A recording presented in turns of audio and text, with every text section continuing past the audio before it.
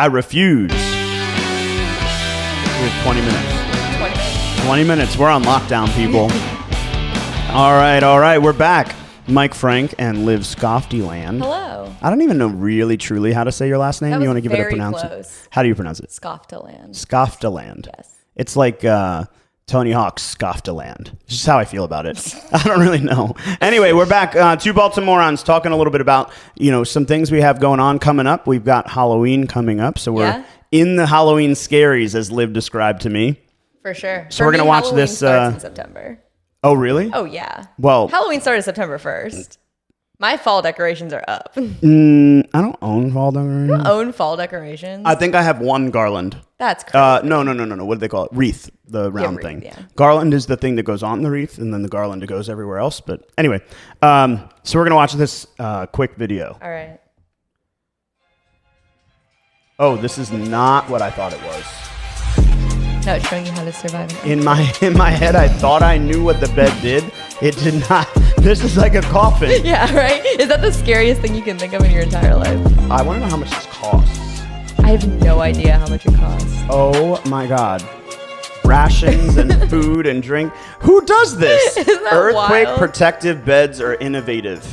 Where do you get said earthquake? None of the videos. Oh yeah, it's not really real. No. Yeah, none of the videos tell you where you can get it. It's just a concept. But I thought that was like the most terrifying video I've seen in my entire life. If you're okay, so just imagine you're laying in bed, right? All right, and at random, you feel your stomach rumble. And next thing you know, your bed swallows you. Your bed's like, no, fuck you. Sorry, Caesar, I love you. Your bed just swallows you up and says, no more. That would be the scariest thing ever. Honestly, I'll take my chances in the earthquake. I remember experiencing an earthquake. Yeah, do you remember that? Was it like 2012? Yeah, around that. I remember that. I was in my pool.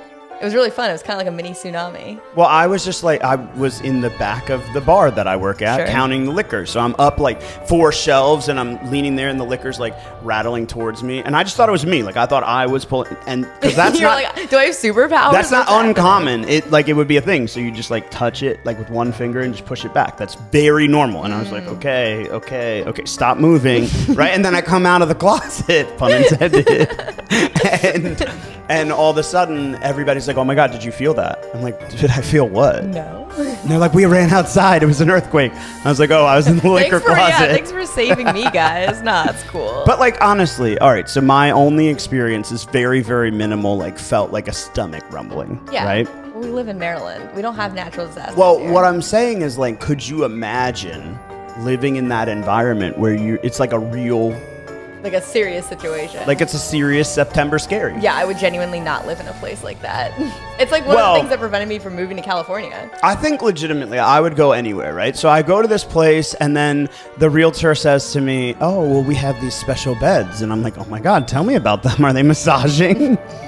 And they're like, no. Actually. They're horrible. Let me show you. Boom. And then all of a sudden you're like, bye-bye, no more. How do you even get out of that I don't thing? know how you get out. None of the videos explain that. You're like laying in there for months on end, hoping that some fucking bulldozer flips you up. I think that's what they answer. Oh my God. You can't get out. That's insane. Anyway, excuse me. That's not what I wanted. I wanted to go to the script. There it is. I'm dying. So we were talking a little bit about like things that you could do to prepare yourself for said zombie apocalypse, right? And me personally, I am not into the whole zombie thing at all. Are you? No, I'm not. I'm not afraid of zombies. I don't think zombies are ever gonna happen. I don't even like going to the fucking haunted house. You don't like? What do you mean you don't like going to the haunted house? Like Field of Screams? You don't want people jumping out at you? It's just like funny to me. Yeah, but it's fun. That's the point of it. Yeah, no, I get it, but I'm like fun. Laughing. It's supposed to be. So consequently, I don't think that there's going to be like some zombie coming to my door. Thus, all of these improvements are kind of silly. However, if you notice, it talks about practical applications. Yeah, I like it. I found it interesting where you talk about things like from zombies, you think about fortifying your fortress and building, the big wall with like the spiky forks. Yeah. And then now, like, what's the practical application of having that? Well, listen, it doesn't have to be zombies that you're keeping out. I agree. Just be wanting to keep out your neighbors. But now we're keeping out neighbors, we're keeping out relatives, perhaps. Oh, yeah, for sure. There was, what was the movie? It was a magic movie. The Illusion?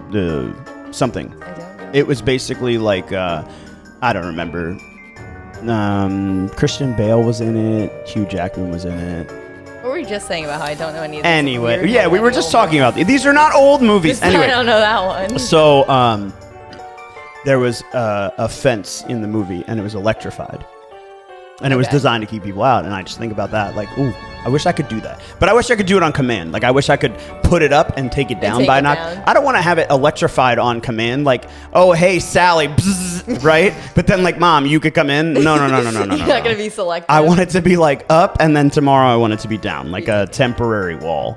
Anyway, talking about more like logical things, a backup power source, which in the real world would actually have a lot of application, especially for people. And I think of people like, no offense, but I love you, Allison, like having a backup power source, because while she doesn't have a need for medical care, she has a phobia of not having the care that she needs. Oh, for sure, yeah. So like having a recurring, like a generator that would put backup power would be a real value. It'd just give her peace of mind. Yeah, I feel that's the biggest challenge to like the zombie apocalypse is like the functional applications of what's going to actually make sense. What would actually, and like how long is your generator going to last? Well, it depends on the generator system. For us, it would be on natural gas because we're all down here. But up there, I don't know. Yeah, I don't know. She'd have to be like on the Peloton bike, like generating generator power. That would be really funny. Get her guinea pigs on the wheels. They can do Jesus! How many guinea pigs does she have? I don't know. She had a lot at one point. It's a lot. Anyway, so we talked a little bit about the secure perimeter and fencing, so we're going to skip that one. But water and food storage combined over with a safe room and shelter, I think this is much more important than people play off. Yeah. Not for zombie apocalypse. But for natural disasters. But for financial disasters. Like, I feel like people don't spend enough time preparing for the next thing. And so all of a sudden they go to the hospital, they have something happen, and then they're like, oh, I don't have any food in my house. That's not good. Right? Well, why don't you have like at least one can of green beans? Right. Or like, hey, I like to prepare and then freeze product, which yes, frozen product would not be great if you lost power, but like I like to prepare chicken and then freeze it, or I like to keep tuna fish in a can. I feel like preparing yourself with that mentality. Do you and Chris envision yourselves ever food prepping for natural disaster? I don't. I have nothing. I would die. I've got nothing. Well, everything in my house is perishable. I feel like you basically eat napkins and crackers. So I feel like you would be surviving. I literally eat chicken and rice every day. I have no variety in my diet whatsoever. I guess I have rice. Rice is good. Probably stays good for a long time. That's one of those things. There you go. Or like, hey, how about protein you just bars. Try and grow tomatoes this summer, right? Like just try, right? I feel so many people are not self-reliant. They're so dependent on outside influences, and that's really what we're talking about. If you were... Are you going to garden in your new place? Well, we have a little baby garden. Yeah. We grew... we grew lavender and dill and basil. That's good for an apocalypse. And yeah, we're gonna have the best cocktails, guys. In an apocalypse, we're gonna have the best cocktails. We also have jalapeno, and that might be it right now. Practical. But I mean, I got a ton of basil. I can make myself a little basil salad. I don't know. No, you're learning to garden. I don't know. I've never had a garden that hasn't died before the summer ended. Well, that's to be fair, it's not my garden; it's my brother's garden. But he's never had a garden last a whole summer. Yeah, but don't you think that you should like gain these skills? I feel like this is a home ownership skill. Like 5 minutes away. That is also a home ownership skill. I have so many grocery stores near me. I live in Olney. It's all grocery stores. Where would you say is the best place to live to be connected but yet removed, because Olney's kind of like connected but yet a little bit removed. Super connected. Yeah. Like, what do you mean by removed? Like a little more space. Yeah. All right. So if you're in, so if you go past Olney, you go to Damascus, right? Like, it's a little bit more removed, but it's not really. Like, they have their own grocery stores and their own shops, and they have McDonald's in the center of Damascus, right? Yeah. But if you go to like Thurmont, for example, you're in the middle of nowhere. Yeah. And now you're really disconnected. In a natural disaster, you're like climbing over trees to walk to someplace. That's true. Where would you say is like as far as you would go and yet feel connected? Because even where you are now, you're not really in like rural only. No. I'm in the middle of the suburbs. Suburban only. The most suburban place on earth. But there's rural parts of Olney. I think, like, to me, my immediate thought was Woodbine, but now I'm thinking maybe that's too far. When I lived in Woodbine, we did like have to traverse felled trees when it stormed, because it would take a while for them to like come pick them up. So you just have to drive around them, or like Chris just drove over felled trees a lot. Yeah, I can imagine that. We did have to do that. I feel that would be a commonality out there, where like it's a little bit windier, a little bit more gustier. Yeah. But then I'm also wondering, like, is Baltimore County removed enough for some people to feel like they're disconnected but then connected? Probably. I think it's all relative. I grew up in the suburbs, so rural is like disconnected to me. If you grew up in the city, the suburbs are probably disconnected. You're like, I can't walk to the McDonald's. Yeah, I did just walk to McDonald's. Exactly, huge shout out to the McDonald's here in Hamden. I will give them a big love. You love the Fallsboro McDonald's. I you are just their number like one. those they should pay people. Us ad space at this point. I don't even go that often. If I go once a week, and all I get is a freaking McCafe for $1.06, because all I'm trying to do is like just change the vibe for the day. Like, take a short walk 4 doors down and say hello to somebody that goes, "Oh, what did you order?" And I go, "Oh, I just ordered a coffee." And they're like, "Oh, Mike?" I go, "Yeah." They go, "Oh, have a great day." And the people I go, in there "Oh, are nice. thank you." Customers are nice. It's the nicest For the McDonald's. most part, yeah. Usually it's old men in there when I go, but I go at weird times. Maybe that's perspective. Maybe they just follow you in. I've never seen an old guy in there ever. Maybe I'm always there at like 11 a.m. There's always like old dudes in there, That's just like getting their probably like the key. one coffee. Well, no, they're getting the early bird luncheon. There you go. Yeah. My grandparents used to go to McDonald's or Burger King every single Monday. They were there at 12 o'clock. So really what it meant was that they started arriving at like 11:35 because one of them had a morning appointment, and then they would like show up, and then more and more. And by 1 o'clock, like some of the grandkids would show up. my God, it's like 30 people at this one Congregating particular. at the McDonald's. Yeah. It was a BK Lounge. It was a Burger King. But all the same. All right. What else? Oh, here's a good one.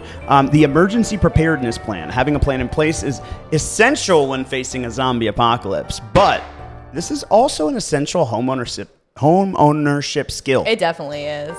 Did you guys have one growing up? I was gonna say, yeah, we did, and they like hammered it home in elementary, or like even preschool, elementary school. They're like, you have to come up with a plan. Like, where are we gonna meet? Like all of this Where's kind your of place? stuff. Well, our place was at the mailbox, and I had to memorize my phone number. Do you still know your first home phone number? I still know mine. My parents still have it. Your first home phone number? To my knowledge. That's crazy. To my memory, yeah. That's wild. But I'm also like a numbers person, so like that doesn't surprise me. But yeah, no, I'm pretty sure my parents still have, and my mom might not. Well, you can't really dial into her anymore. But thank you for John laughing on laughing camera. in the corner. But the number still gets used, like it's the password to her bank account. Wow, so if that's anybody wild. wants to go to Bank of America, right? Like Now's the time. now is the time. My old phone number. All of you from high school and middle school, yeah. Especially when they added in the area code. You probably don't remember that. Phone numbers used to be. Did they not have area codes? No, they used to be 7 digits. And so I would dial my friend's number, and it'd be like 526-4156, right? How long ago did they add area codes? John? It must have been. The fact that you don't remember means it was. Yeah, it must have been like, I don't know, 94. That's wild. 95. But like literally, just out here I would not get up the having phone. I'd be area like codes. 526-4156, right? 526-4156, 526-4156. And then if I was going to call my other friend, it'd be like 833-6425, right? Mm-hmm. And then one day my mom's like, no, it doesn't work anymore. You have to add 410 in front of it. And I'm like, why? Bizarre. She's like, because it's an area code. And I go, I don't understand. She's like, well, if we call international, we have to press 1. And I go, yeah, but that's another country. I'm calling Tom. His house is right there. Right? Like, I remember That's this wild. conversation. I literally didn't know that area codes were so recent. Yep. I never lived without them. And then they expanded that. Yeah, but like, I remember the when they added emergency area plan, codes. I don't think ever included a phone number. Oh, ours definitely had a phone number. I also grew up post 9/11, so there's a lot of. Yeah. I think my emergency plan was a little more robust. Well, I was also thinking that emergency plans probably started in like the 50s when they came back from the war. Yeah, and now they have all like the Cold War stuff going on For in the sure. 80s and blah, blah, Oh my blah, God, blah, blah. yeah, definitely. But yeah, our emergency plan at my dad's house, I knew. We were all in a rancher, and so it was, jump out the window if you have to, or go down the hallway or whatever. And we met at the well, right? Because we were on a well, so That's it's a nice. thing. Yeah. But at my mom's house, I don't really remember. I think it was more like, if anybody knows Susan Whitman, right? Like, they're like, oh, really? Look for this screaming woman in the middle of the street? Okay, that's where we're meeting, There right? you go. Like, my mom did not have pause when it came to unpredicted things. She's not fucking around. Yeah, if she like knew that somebody was gonna break into her house that day, she'd be like, all right, what the fuck are we doing here now? Right? Sorry, Susie, I love you. Right? But if she didn't know, it could have been her best friend showing up and just like, opening the door without knocking. And my mom lost her mind. So Yeah. I think that was our plan. This is a funny story. Growing up, whenever the doorbell rang, we were told to duck and hide Why? and turn all the lights off and don't let them know anyone. Who did your dad murder? Like, No, what in the world? This is my mom. This is We about were to be like not- crime, murder, we're mystery literally podcast. not allowed to open the door. If anyone rang the doorbell or knocked on the door, we had to hide and we had to duck behind the couch until they went away. That is intense. They just didn't want to talk to the debtors. I That's still all it do. is. That's all it is. This is to this day. I don't answer the door. That doesn't surprise anybody. Like the ring doorbell. People is like, ring the doorbell here and I panic a little bit. I'm like, oh my God, we have to hide. The ring doorbell is like, yeah, that's right, Liv. Don't answer the door. Don't answer the door. You know what? We can upcharge you $12 a month and we'll answer the door for you. And Liv's like, please. How about they charge me $12 a month to turn the sound off so I just can't hear it? People think they're doing something. They think I'm not home. All right. This is the truest thing ever. We're going to charge $25 a month, and then hear me out. Just hear me out, right? It's an additional service if you want video. No. If you want us to silence the alarm. There'll be no okay, so sound. $25 a month for the service and $12.50 to silence the ringer. And we'll never have it Right? ring. And you can have plausible deniability. Yeah, so for $37.50, you too could be not answering your door for a telemarketer. I love it. Oh my gosh. All right. I'd buy it. Anyway, so no zombie apocalypse. That's the culmination of our thoughts here today. But we do have a couple things coming up before the zombie apocalypse on October 31. We've got a home buyer brunch that happens on October 19th. In the morning at an undisclosed location to be determined at a gravesite near you. And then the trolley tour is 2 weeks before that. So if you guys don't already know and you haven't already participated, the Live Baltimore Trolley Tour is a really great way to learn about the city, learn about programs, and just financing in general. So for first-time home buyers or people that haven't bought a home in a long time, it's a really great way to kind of like reinvent yourself and learn. And there's probably about 500 people that go, plus there's a lottery drawing for $5,000, which we've had a number of clients take advantage of. You definitely should get signed up for that on October 5th, and then 2 weeks later is our home buyer brunch on the 19th. So we've got a lot of things going on. Keep your eyes peeled for kind of community events. There's a lot of festivals happening. Poolsville is running their day festival in September 21, so that's coming up this Saturday. I know the Ren Fair is still running on. Yeah. If you guys haven't already participated, there's so many things going on in Baltimore. You can always reach us online at frankoliverco.com, or you can Instagram me at michael.frank___ and ask any questions that you need. Liv is also on that Instagram. Yeah, handle, I was just going to in case anybody wants to know. exact same Instagram, so there you go. And then, Live a lot also. You're welcome. Hey, shouted me out. Anyway, we will catch up with you guys real soon. And if you didn't, huge shout out for Liv for our movie night last weekend. So much fun. Thanks for coming. We're going to do another one soon. What's up, guys? Thanks for watching. For more information on the housing market, Real Estate 101, how you can leverage your position in today's market, and so much more, click on the link below. If you like this video or have a burning real estate question you'd like us to answer, leave us a comment and let us know. Don't forget to like and subscribe so you never miss an episode, and we'll see you again real soon.